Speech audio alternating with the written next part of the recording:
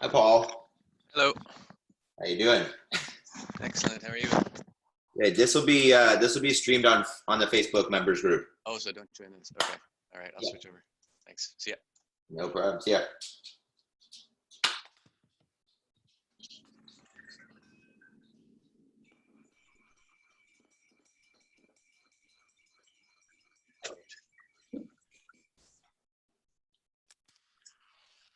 Good morning.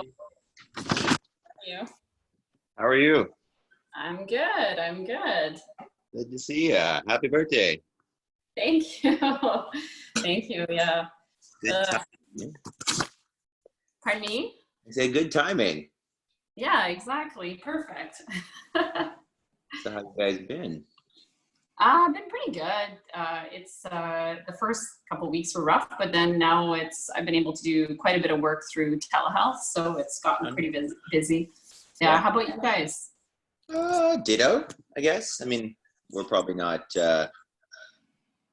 as busy as you, I'm assuming, but things are going. Things are going, yeah. Rob is super busy. Like his days just fly by, so he hardly has any time for anything. But yeah, so I guess everyone's hit a little bit differently, right? Very much so. All right, so I'm just going to basically we can stream this live on Facebook. So I'm just going to set this up, and then we'll get going. Okay. If I want to share something on my screen, I've never done it before, so I was just not sure how to do that. Do you, on the bottom of your screen, have a little green button that says share screen? Okay, at the top it says share content. I guess so. It's on my iPad, so. Okay, yeah, probably. I'm on a laptop, so it's probably Should I try that right now, or? Sure. I'm pretty sure all of this ends up on the live stream, so feel free. Okay.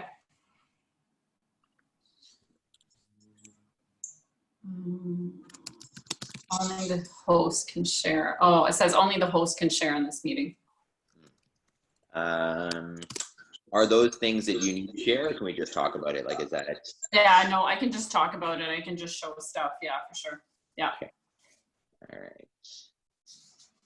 So this is just set up here.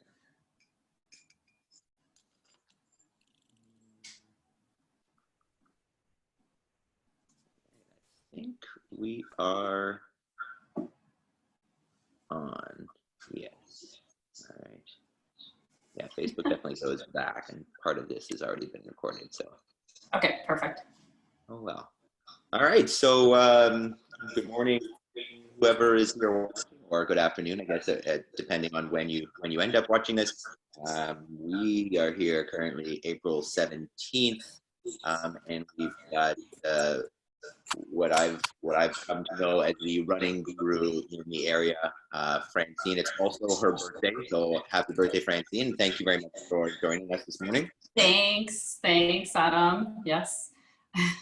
So I figure we might as well kind of use your expertise and help people out here. I would assume, and this is coming from a little bit of experience with reaching out to people during this time, that a lot of people who aren't necessarily, obviously who are missing the gym, but aren't necessarily jumping in on classes. A lot of people, what I'm hearing, they are starting to run, either starting to run for the first time or getting back into running. But it seems to be a pretty common thing that, if you don't have equipment, and you can't get to the gym, obviously right now, people are getting out and running. I'm wondering if we could start with just basic guidelines for someone who wants to start running. It's been the whole winter, they haven't been doing any running. Maybe they've never really run consistently. What are some kind of main pointers that they should be considering in terms of maybe gear, maybe choosing how often or how much to run? whatever kind of guidance you would give to somebody who's just starting running. Okay. So basically gear is pretty simple. It's weather dependent, obviously, for what you want to wear on your body. But typically, at this time of year, anything above 10 degrees, when it hits 10, you typically can run in shorts and t-shirt. But that's just, depends, I guess, how fast you're running. But the shoes is mostly what people kind of want to talk about a little bit more, and we can get into more detail about that. But honestly, just to keep things really simple for the shoes, and I can give more details, is you want it is specific to the individual runner. The younger you are, the more freedom you have and to play with the type of shoe you might pick. So if you've never been injured and you're fairly young, sort of like not like me, but like in your 20s, or you definitely want a flexible minimalist type shoe, right? So if that's all good and you would start running with that. And as you age and perhaps acquire some injuries, then it gets a little trickier. And so, and I can send people to a good website to sort of determine what is a good running shoe for you. And I was hoping to be able to share some slides, but I can always just reference that after. And it kind of runs you through like, yes or no questions. And then it helps you select a running shoe. But we can talk more specifically about running shoes, but honestly, you just need a pair of shoes, pair of socks most people need, and then a t-shirt and some shorts right now is about it. And then maybe the first step for someone, determining what their goal is for running, or what should they be doing first thing? Well, the first thing is so going back to your question, if you're a beginner runner or not really experienced at all in running, the most important thing that you need to do is to take it easy. And so similar to what we would do in CrossFit, if you've never done anything before, you're starting with a training bar, right? And you're starting with no weight or minimal weight and just learning the movements. The same thing goes for running. You would start very minimally, as little as, and this surprised a lot of people, but it's only 3 minutes of running on your first run. Mm-hmm. So, and that is done in intervals. So 1 minute run, 1 minute walk, times 3. So that would take you 6 minutes to complete that sort of first session. If that goes well, you can repeat it, or you can move on to 4 sets of that. So that would be 8 minutes on your second run. And then you would go to 10 minutes. That's how slow a runner needs to start running. And we can get into reasons why and what sort of that a little bit later on, but definitely slow is the key because that load is very high in running. Because running, when you break down the movement of running, is really, you're jumping from one leg to the other. So that means all of your body weight, if you weigh 200 pounds, it's 200 pounds on one leg and then 200 pounds on the other. And so the two things that matter is body weight and speed for running. Mm-hmm. So body weight, speed, and repetition, I guess I should say, those 3 things. And so the lighter you are, the lighter you are on your tissues as well. So, like the fast marathon runners look very thin for a reason. And so that helps for sure. And then when you start off, you start by providing less repetitions of that hopping. So that's why you wouldn't do so many repetitions. And so that, and then the speed makes a difference, because the speed would be how I would compare to sort of for a CrossFitter, saying like, if I start by, deadlifting 200 pounds, I might get hurt if I'm not strong enough to do that. But if I start by deadlifting 30 pounds, I probably won't get hurt. So speed is like adding more weight to your body. So because you're jumping a little bit higher and you're landing a little bit further. So that adds more load to your system again. Yeah. So my mindset, if you know me at all, is very, I'm gonna kind of go until I can't go. And I know that there are a lot of people at the gym who have a similar mindset. So listening to, hey, you should do 1 minute on, 1 minute off for 3 sets. For someone like myself who's very competitive, sounds, sure, maybe that's great for day 1, but that sounds a little slow for me. So if I'm the type that, how do I know if I'm on track. Am I waiting for injury? Am I just, hey, work out until you're tired. If you don't feel pain, continue on. So if I want to modify or modulate the rate at which I'm increasing volume or speed or time, is there a way that I can kind of just listen to my body, or should I follow a set program? Mm-hmm. That's a really good question. So if we're talking about you who, you do CrossFit, so you're used to that mechanical load of running, would be different than if I'm talking to a swimmer who's starting to run, right? So that they don't have a lot of loading in their system, but someone who jumps up on a box, jumps down from a rig, does double unders, they can load a lot and they can kind of bypass a lot of that beginning running. So again, now because of COVID-19, if people have been sitting on the couch or sitting at their desk and have not been mechanically loading their system, their risk for injury is very high right now, returning back to things like running, jumping, and those kinds of things. So for you right now, I'm assuming you've been continuing to work out. So assuming that you have been, you haven't taken much time off at all. And when I mean time off, is anything over 2 weeks would be considered a little bit more high risk. And so you could probably start with something like 20 minutes fairly easily, I would assume, and start off with 20 to 30 minutes of running at a perceived exertion, like a 6 out of 10. Does that make sense? Like, it's like, I could talk, but I'm huffing and puffing a little bit, but I can definitely talk during my whole run. So that's where you would start with a moderate to low effort, and then assess with running. Like any other sport, like anything else you do, sometimes your body doesn't talk to you till day 2 after that, right? So the next day, so waiting that full 24 hours. So it's not just assessing, how does my body feel when I'm out there running? I feel great. How do I feel that night? And how do I feel the next day is really important to take note of. And if you're really stiff, like that, I feel really stiff, or something's bugging or nagging me, probably shouldn't increase from that. I might want to take another day off, and then I'm going to repeat that same run. And if that feels better that next day again, I'm like, okay, I got this. I'm going to go up by 10%. So that's the general rule, is that 10% increase in volume. So if I run 1 hour, week 1, for example, total, then you can increase by 10 minutes that following week. That's the guidelines that we go by. And then maybe I'm setting you up for a T-ball here. But, and maybe there's a couple questions in here. Obviously, you see a good deal of athletes, oftentimes with injuries. Is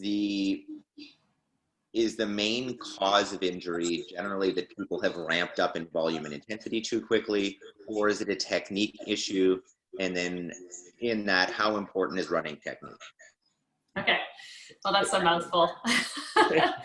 That's a big question. Okay, let me start with saying that 80% of running injuries are too much too soon. So it's called a repetitive strain injury. It's just that you ramped up too quickly. So that's, and it's, sorry to cut you off there, but yeah, are there certain, so that people can self-diagnose, are there certain injuries that are often in line with the too much too fast, and then other injuries that, so like, can I tell, because I've got this shin splint or whatever they call it beforehand, stress fractures or whatever, that's because of this reason, and because I have this injury, that's a technique thing. Can I do that myself? Yeah, so there are injuries that are load dependent, so too much load. There are injuries that are more, so that would be more speed. There are injuries that are more repetition dependent, like an IT band is like, I'm running just too long or too much, versus like a load injury, like a stress fracture, like that's just too much, probably speed work. I'm going too fast for my mechanical capacity right now, my ability to take in the load. And then you have range of motion injuries, just like you would in CrossFit. Like, you don't have that capacity. It's easy to think of for CrossFit. You just think of Rob doing an overhead squat. Like, you don't have that ability to bring your arm behind you. So chances are your shoulder is going to hurt. But for runners, there is also range of motion required, more so when you think of a runner. If we're talking about range of motion issues, is can my runner stand there and bring their leg behind them? So for CrossFit is more like a lot of legs squatting type motion. You need that. Running, we need the opposite. So we need the leg behind you. You need to be able to stand tall and bring your arm behind you. So there's range of motion injuries, there's load injuries and repetition injuries that kind of fall into, they all blend a little bit, but some of them are a bit more. And so when I have someone come in that's injured, depending which one they fall under, I can either say you can do speed work, but you can't do a lot of long distance, versus someone else I might say you can't do speed work, but you can do more distance. So it does change a little bit, but to kind of answer your question, I think you're also getting at, like, how do I know if I'm doing something wrong, or this is just running pain, like this is just normal? So that's a typical question I get. And it's just, you know, your pain should be, if you're limping, it's too much, something's wrong. So that's an obvious one. So right away, you know, check yourself in the mirror. If you're walking with a little like limp, you've done something and you're injured, and definitely take some time off. And until you're not limping anymore, do not run. The next thing would be, if you cannot hop on one leg without wincing or feeling a pain that exceeds a 3 out of 10. So it's like a 1 or 2, I feel a little bit, that's probably okay. But if it exceeds that and you're like collapsing, that's not a good thing. And anything that persists or increases in pain, you're not heading in the right direction. So, yeah. Okay, yeah, because obviously at the gym, we say pain bad, right? Like if your muscles are fatigued and tired and whatever, cool, but any joint pain, would that be a similar parallel? It is a similar parallel, but I'm always like, so as the body ages, appropriate to talk about that today, it is inevitable, if you have a human body, to not experience pain as you age and as you try to stay active. So I don't like to be fearful of pain and, you know, and still like, oh, something's ripping or something. Like that fear of pain and tissue destruction is probably what causes more people to not move and get into much worse physical condition and increase their injury. So I think that a little bit of pain is very acceptable and needed to get out of an injury. So someone with knee pain or knee arthritis, for example, one of the best ways to get out of that is to strengthen. So naturally, initially, when you're going to start with just an air squat, for example, or a jog, like a 1-and-1 for 3 repetitions, I would be expecting you to have a little bit of pain, but I would hope that it goes away by the time you go to bed at night and the next day you feel good again. And so that the way to climb out of an injury is often has a little bit of pain, but under 3 on 10, I'm okay with that. So yeah, so pain is not, pain is just life. Like it's going to be there. Just like how much of it is it? How long does it last? And is it manageable? So yeah. I think that's actually a good point and common misunderstanding within potentially the medical industry, that if there's pain, stop in general, you know, as opposed to let's try to rectify that issue. And you know, then you get people who, as opposed to, you know, they get into the state where, well, I'll just not exercise at all. And the way that I see it is, I would always, you know, forever take a little bit of pain that goes along with capacity and the ability to do things, then be pain-free and unable. Yeah, no, the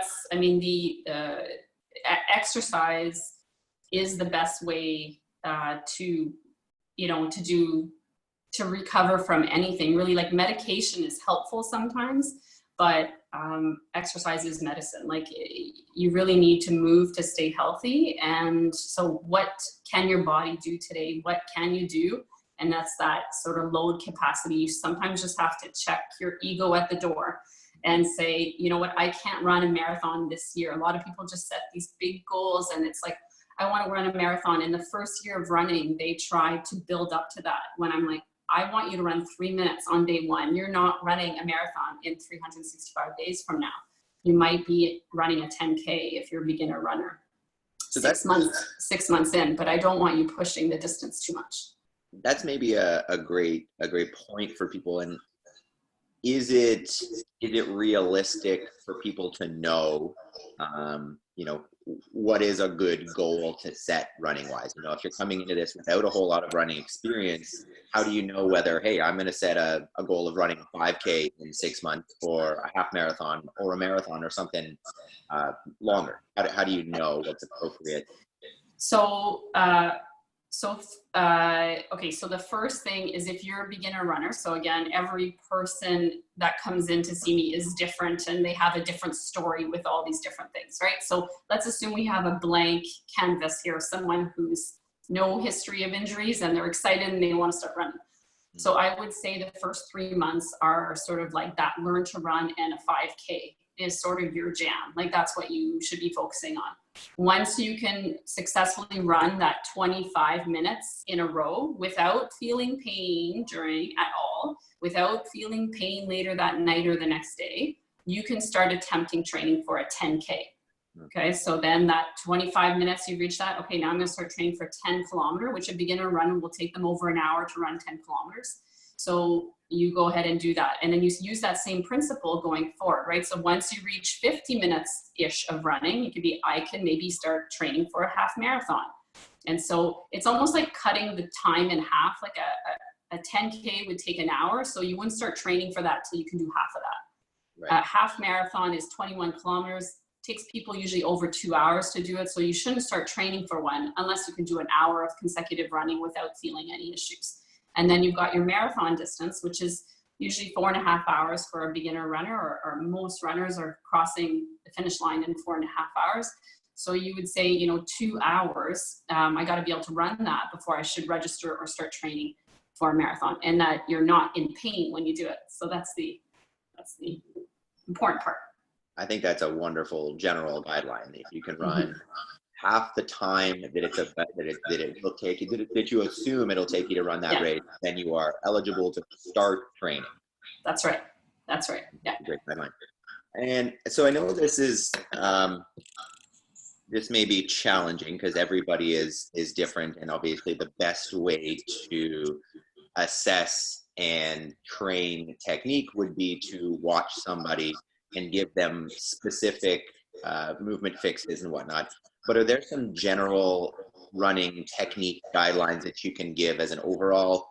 I know that at least personally, and I was chatting with another coach recently talking about the concept of a heel strike versus a midfoot, and where your foot should be in relation to, and what should that feel like. Can we touch on that a little bit? Yeah. So, I sort of got interested in running biomechanics about 12 years ago, just because right now I'm not considering myself a runner because I'm the injured runner that can't, get out of this injury cycle. But I used to run a lot, and I started running when I was 13. So it really was my passion. So I started delving into running biomechanics because when I graduated from my physiotherapy program 20 years ago, they didn't teach you anything like that about specific biomechanics for different sports. And so I delved into that. And that's what sort of brought me to all these years of sort of like dedicating, geeking out on running biomechanics. And it has changed a lot. And there's a lot of different things and different opinions out there. But there is sort of some consensus to a few things about running biomechanics. And so I'll touch on those. Again, everybody is a little bit different. And depending, like when you look at somebody standing, sometimes we'll use Rob as an example. Like when he's standing, he's bow-legged, right? Like his feet are together. You could like drive a truck between his legs, right? So he's like that, where I'm not going to name anybody, but some people are the opposite. They're like knock-kneed. They have that valgus sort of alignment in their legs. So there's going to be some biomechanical differences for those people that are going to show up for sure. But in general, so if we're talking about just, again, a perfect canvas, what I'm going to want to see as far as biomechanics, because it does change your mechanical load. So when you asked earlier about injury, how it relates to injury, it can relate to injury, because if I run with a certain type of biomechanics, I'm going to load my system a lot more. So let's focus on those things. So the first thing I'll look at is how many steps per minute is my runner taking. So that's called cadence. So when I watch my runner run on the treadmill, I just use this little app and I press every time they land, and so it measures their cadence, or you can just count it out loud, and some people have fancy watches that measure cadence as they run. So that's something that's really important. And in general, so for running, we're not talking about sprinting. So sprinting is sort of under the 3,000 meter, that's like sprinting, like track and field. And so let's talk about running. So that's anywhere from, running like a 8 kilometers an hour. So 6 miles per hour, or 6 minutes a kilometer ish, or even slower than that. You can, 6 miles per hour or 5 miles per hour to all the way up to 10 miles per hour. So that's where most of the people I'll see. 10 miles an hour, you're running 3 minutes a kilometer. So if that gives you an idea. So when we covered that, the cadence, the normal cadence should start somewhere around 170 and finish at 190. So my runner who's running 5 miles an hour should be running about 170 steps per minute. And then my runner who's running 10 miles an hour, so 3 minutes a kilometer, should be going about 190 steps per minute. How based on stride length is that though? You mean how much is it based on the leg length? The length of the runner? Yeah, because I mean, someone with short. Tall. Yeah. Yeah. So the taller runners will obviously have a slower cadence, but it shouldn't be much slower than that. So let's say like 168. So you can give them a couple of like steps lower than that. So 168, 167. So your taller runner will be there. Me as a short runner, I don't like to go below 178, even at sort of those lower speeds. So I'm going to be a little bit faster because my legs are a little bit shorter, but it shouldn't deviate below that too much. They've done some nice studies, like shin splints, for example, which is probably a popular one right now because everyone is out there running. They've done some nice studies that if your cadence is below 168, there is a very high incidence of shin splints. And if you increase that cadence above 168, the shin splint incidence goes down. Weird. So there's some nice studies on cadence and how it relates to knee pain and shin splints and that type of thing. So I'll look at a runner and sometimes I see their cadence is 150, for example, and they've got knee pain or they've got shin splints. Well, it's a no-brainer, right? But what do I tell them to like artificially program themselves to do? So the rule is increase your cadence by between 7 and 10% of what you feel is normal for you. So if 150 feels normal for you, you would increase by about no more than 10% of that. So you might not start. So I'll say you'll start at 165, let's say, even though I want you at 170 eventually, you'll start there. And I recommend people run with a metronome. So you can download an app and it just plays behind your music and it'll go to the beat that I've asked my runner to run at. Okay. Would you say that cadence is the most important factor for technique?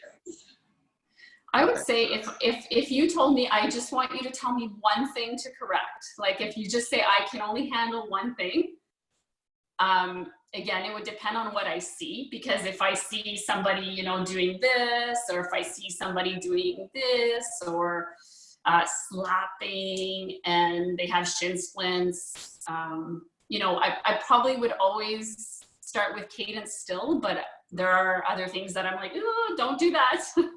But I would probably always start with cadence, I think so. Yeah. That's surprising. That's probably a new piece of insight for most people. I would not have guessed that. So once we've maybe sorted out cadence, if that's number one, are there some general guidelines for positioning? You were talking about not doing this, not doing, what are the things that either we should be avoiding or trying to do when we run? Yeah, okay. So some of the other things, like just basic, obviously you need to be standing, you need to be tall, feeling tall and standing tall. So posture, like anything else, like CrossFit, we always focus on like, what's your body position? So a good body position is obviously not slouch like this for when you're running. So nice and tall. So that postural piece. The other one is that I see a lot of because runners tend to want to like take their leg and like reach out in front of them. And, you know, when you talked about heel strike versus midfoot versus forefoot, and so that reach out, well, first of all, cadence will not give you as much time to do that. So that's why cadence precedes a lot of things too. It corrects that tendency to, like, people think they want to just stride it out, right? When that creates a lot of load for the tissues. So does that mean if you're, and maybe I'm being too simplistic here, if you're heel striking, it means that your cadence is too low and you should pick that up? Much time to reach? Yeah, it's most people will heel strike. Like, most runners that I see are heel strikers, irrespective of their cadence. So even with good cadence, you could still very much be heel striking. Mm-hmm. So one, it's not like because you're heel striking, your cadence is slow. But definitely, if your cadence is slow, I think I've done hundreds of biomechanical assessments, and I think only one person was forefoot striking on a low cadence. So yeah, so you're probably right in assuming that if your cadence is slow, you're probably heel striking. Yeah, because you're gonna reach out further. Because the only way to, like, speed is determined by the amount of steps you take and how long of a step you take, right? So all we're trying to do is get you to take a few more steps per minute so that you're not overstriding. So cadence is that first piece that I try to teach people, and then it's just, you shouldn't be trying to reach the ground in front of you as much as just glide underneath you and lift your leg up. So you're trying to glide and lift. Okay. So in that situation, because you kind of mentioned that they were separate, the cadence versus the heel strike, you still attempt to rectify, or maybe not rectify, maybe that's not the right word, tighten up the cadence and get it where you want it first before trying to work on the heel strike, work on the actual technical piece of it? Yeah, so I've always stayed away. So back in 2007, when sort of the Vibram 5-finger shoes kind of came out, that was like the big hit back then. And this is kind of when I launched all these biomechanical assessments, and it was just crazy. Like, I'd have these runners come in, you know, never walk barefoot or run barefoot, and they're coming in these 5 fingers and running. And obviously, the more your shoe is minimalist, like the more you're barefoot, you're just not gonna do that, right? Like that, you're just not going to. So there are some thoughts out there as the more minimalist your shoe, the more you're naturally going to have a faster cadence, and the more you're just naturally going to sort of like have better running biomechanics. And I can't argue that. Like, I agree with that. It's just that if you take an adult runner who's run in big, thick shoes, and you put them in a minimalist shoe or no shoe at all, hardly, chances are they're going to end up with Achilles tendinopathy or plantar fasciitis or stress fracture or something of the lower part of the leg. So something's going to happen because load is transferred. It's not disappearing. It's transferring somewhere else. So sorry, just to answer that, like I kind of went on a tangent there. Sorry, I didn't really, back then I wasn't sort of on board with like the forefoot, midfoot, because all these things were starting to come out, and I've always been more about where is your foot in relation to the rest of you. So is it completely in front of you, or is it closer to your center of mass? So that, to me, that's a better representation of how well you're transitioning that load. Mm-hmm. So, yeah.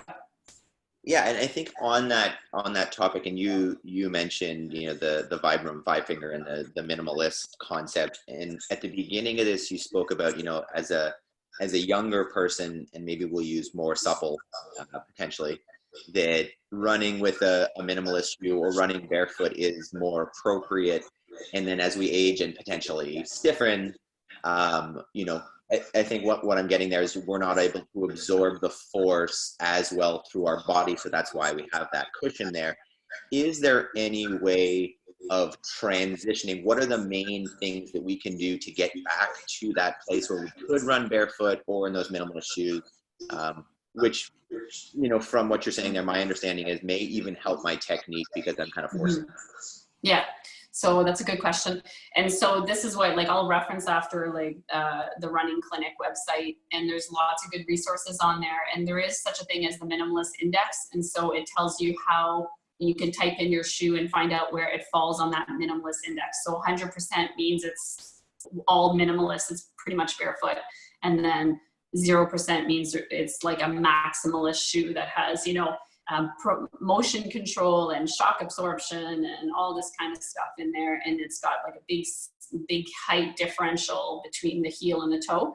So depends where you start, right? If you have a maximalist shoe, so you're 0% on that minimalist scale, you need to climb your way up.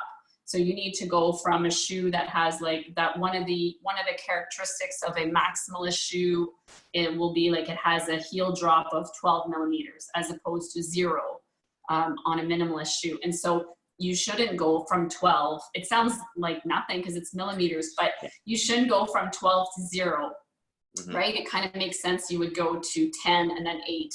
And then I don't know if they make 6s or 4. And then like it usually goes by 2. Yeah.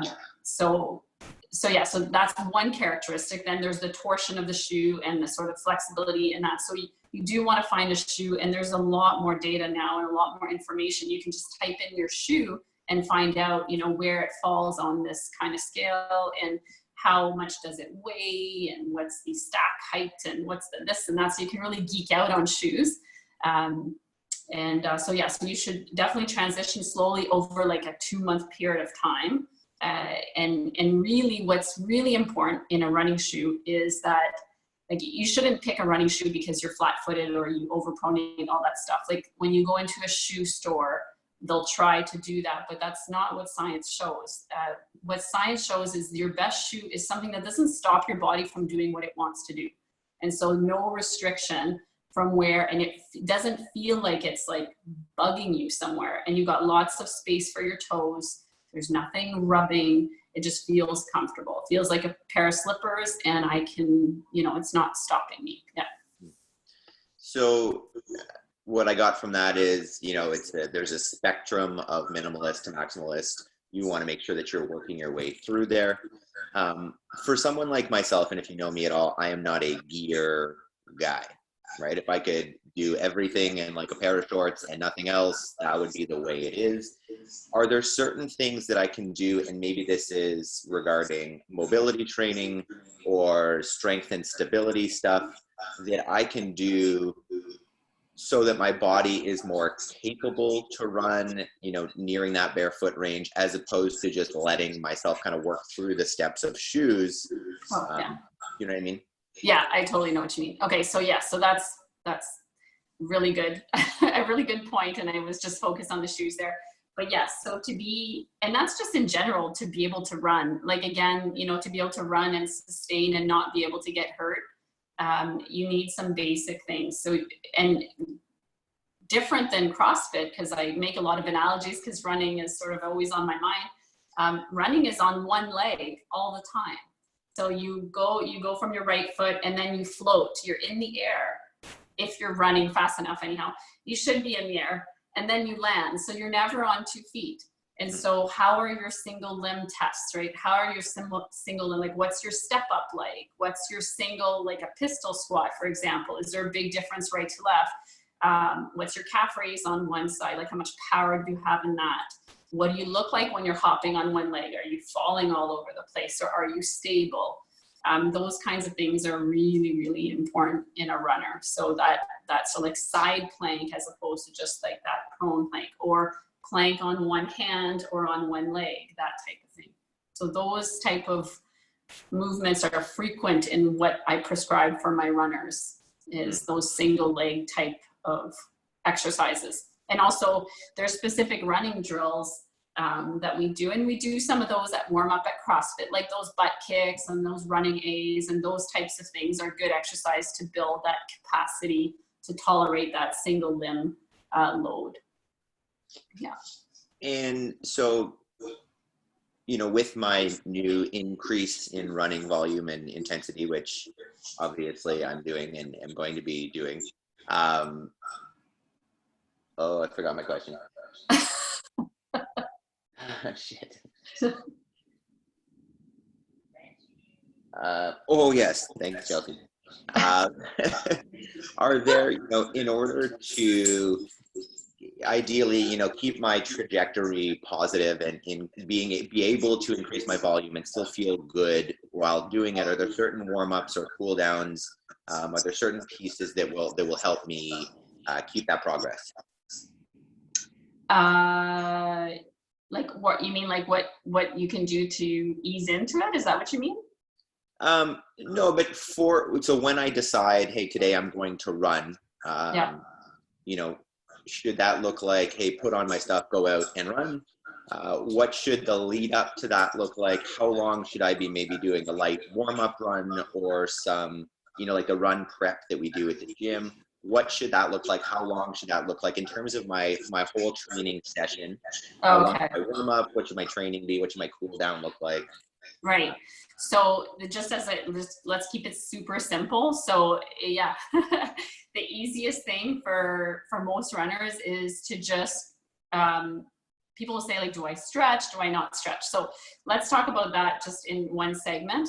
If there's something that that on your body is super tight always, then yes, please stretch before you go out running. If you feel like, no, there's not really anything that's tight, you do not need to stretch before you go running. If you are going to stretch something, obviously your calves, like that calf stretch that you do, like the typical calf stretch where you're leaning against the wall, your legs behind you, that's a good one to do. Hold your stretches less than 30 seconds. So don't do long 1 minute stretches. The research on that is once you get past that 1 minute, you're going to affect the reflex of your tendons. So it could be maybe more sleepy and not able to bounce for you. And running is very sort of like that fast movement. So keep your stretches fairly short, 20 to 30 seconds. You could stretch your calf, you could stretch your quad, and you could stretch your hip flexor in that sort of lunge stretch. Okay, so those would be your basic ones that you start. Obviously, if you're a fast runner and you're going to run really fast, your hamstrings would be a good idea to stretch as well. So that could be something you could do. Yes. Sorry, I don't want to cut you off there, but no. in that first section where we're stretching, do we want that to be like a static stretch, or is there more benefit in a dynamic kind of activation? Yeah, so in the warm-up phase before an activity, you would want to, if you're stiff in something, you would want to do a little bit of static, but then dynamic is usually the best. So I was saying, like, if you want to do like that static piece of those muscles, go ahead. And there's others, obviously you could, do some rotation work for your spine, and you can do some, other stuff, but let's keep it simple. And then you would do more like of a dynamic thing. So the first thing would be you might walk for a little bit, right? So you would make sure that you're warm a little bit. You start walking, and then you would do your A's. So like that's like the knee ups in front of you, then the butt kicks behind you. That would be probably pretty good. And usually what I'll tell most of my runners, because when I get them to start running, they're not injured anymore. I'll just say, if you could walk sort of 5 minutes before you run, or go very slow, just like a walk, little jog for 5 minutes, then start running, that is also okay. So you do not need to stretch.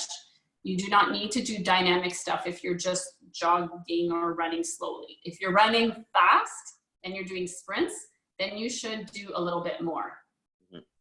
And then are there certain things post-workout that I can be doing to ensure that my next workout is good, and so on and so forth?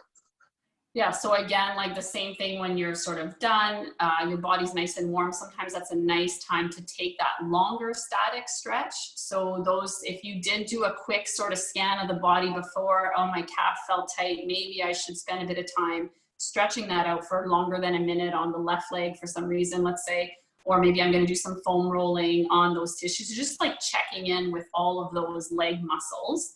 The often forgotten stuff is like the rotation for the trunk. So making sure that you can do your rotation work is important as well for runners.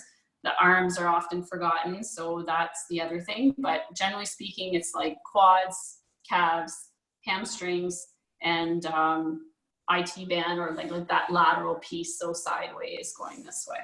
Mm-hmm.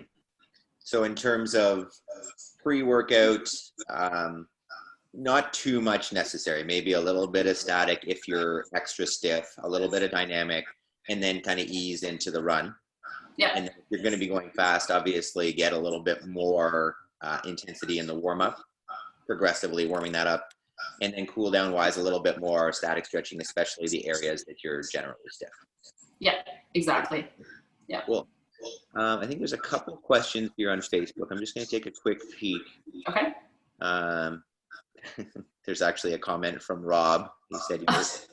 He said, poor overhead squat and bow-legged. I'm going for a run. So he actually commented there as well, and I think we touched on it, just about what should a proper stride look like? Is it heel striking, or should we focus on forefoot, which we got into? Is there anything else you want to touch on that? Yeah, so I think we went on it, but we can touch base and just add a little bit. So proper running stride is obviously my runner looks like nice posture. The cadence is, like I said, 170 to 190. Those are factors I'm going to look at. That my runner is landing relatively underneath their body, so that's important to me. And then when we look at sort of the trunk from a backwards view or a sideways view, so from a sideways view, I don't want to see my runner, going side to side like this. So this is a bit of a compensation. And so I think that, and like if I'm looking at someone's pelvis, I don't want to see it like dropping, like side to side, collapsing that way. Those are big, important things that can lead to pain on the side of the knee or pain on the side of the hip or in the back. Mm-hmm. So that's one thing. And then the arms are surprisingly a big issue for a lot of people. So a lot of people, they think that running is up here and it's not. So when I'm looking at my runner, the elbow should not come past the midline of the body. So the arm for runners is behind you. It's not in front. I mean, if you're sprinting, yeah, sure. But like for most running, it's kind of just behind you. And the rotation of the trunk is minimal. So it's not this, right? Like that's not, like you need to use your core and stabilize and use your arms. Yeah. Like you would use your legs. If you don't use your arms, like when we're carrying a rucksack or we're running, like we see a lot more of this because we don't have the arms to help us stop that rotation. Okay, so the arms are there for really good reason. It's okay if they're out to the side of it. That's not a big deal. You just definitely want to see that there is some arm happening behind you like that. Okay. Yeah. Cool. So there was another question on cadence, and is it? The question is best way to increase cadence, and I think it's a good question because it's just like, hey, do you just run faster? Like, is what? Yeah. So I'm just gonna pull up my app here that I tell my runners to use. Where is it? So it's called. So if I pull it up from, can you see that orange square RT? Can you see that on there? I can see it. So Run Tempo, it's called.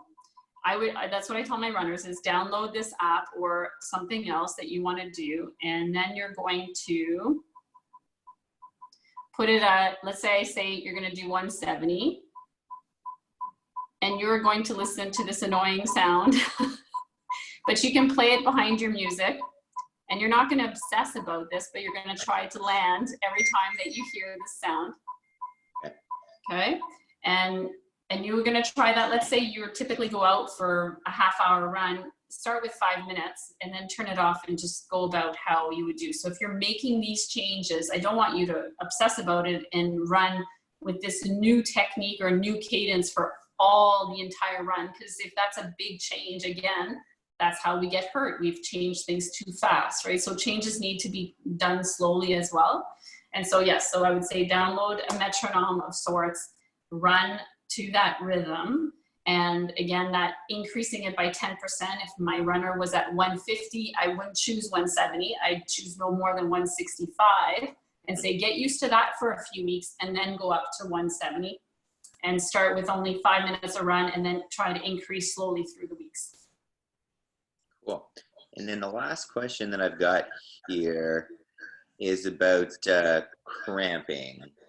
So this person says, why do I always cramp on my right upper rib every time I pass a 5:15 pace? Anything about cramping or stitches? Yeah. I mean, In beginner runners, and I don't know this runner and this person if they're a beginner runner, but if you haven't run in a long time and you're now running a lot or just running, it is very common to get those stitches. It's usually a breathing thing. So getting that diaphragm to sort of like, if you can, usually when you're running, you can think of 2 inhale, 3 exhale. So every 2 or 3, like, so you need to exhale longer than what you would inhale. So focus on your breathing and try it to be diaphragmatic breathing, meaning you're not breathing all from up here, that you're trying to breathe from your belly, breathing down low and slow. So slow down and focus on exhaling fully so that the inhale is more relaxed and then exhale more actively, I guess you could say. So really exhale hard. The other thing could be that the person might be like tensing in the upper arms or doing something that's common, right? So as you jump, people try it, you know, they're not strong enough yet, so they try to use kind of tension through here. So relax the arms. Just see what's happening with your, check in with your arms and what's happening up there. Breathing and then arms are the 2 things I would check. I like it. I like it. Mm-hmm. So anything else? So just any other general tips or information that you would give to people starting up running, or just anything else that you wanted to say about running technique, injury prevention? Yeah. So obviously, like, you know, I always tell everybody, you know, physiotherapy, like some people say, I tried physio and it didn't work. Well, physio is not like taking Advil, right? Like, it's not one treatment modality. And because your friend tried this for this injury, it doesn't mean it's going to work for you, because you're your own person with your own history of perhaps surgeries or no surgeries, or, you know, lacking mobility in one joint versus someone else. So everybody is different. Every person is different. So every injury is different.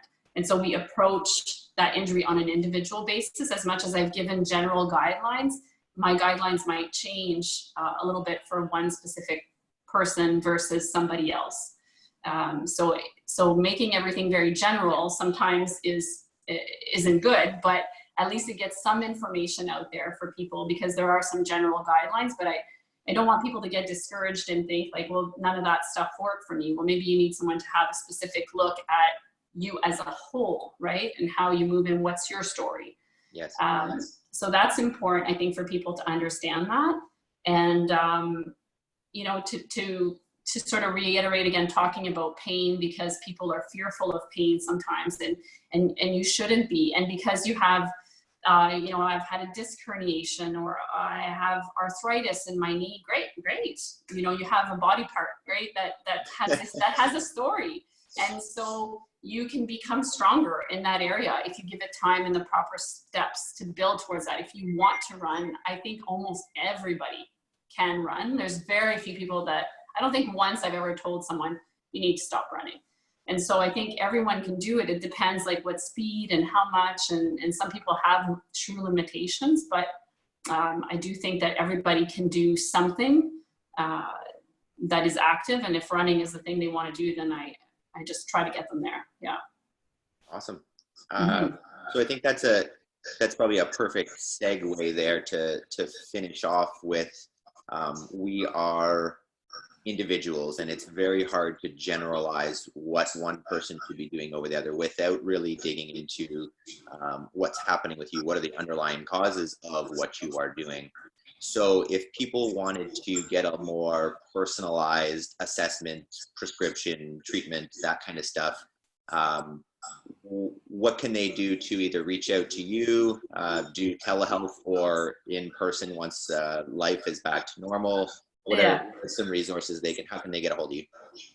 So through, obviously during this pandemic, we're socially distancing and not doing hands-on care or in-person care, but I am doing telehealth. So I've done, you know, this is my 3rd week, and I've had 18 appointments this week. So I do quite a bit, and it works quite well for mobility assessment and just kind of brainstorming with people, or talking about, okay, what's bothering you? What movement is problematic? What could we switch it up with? So we can do telehealth.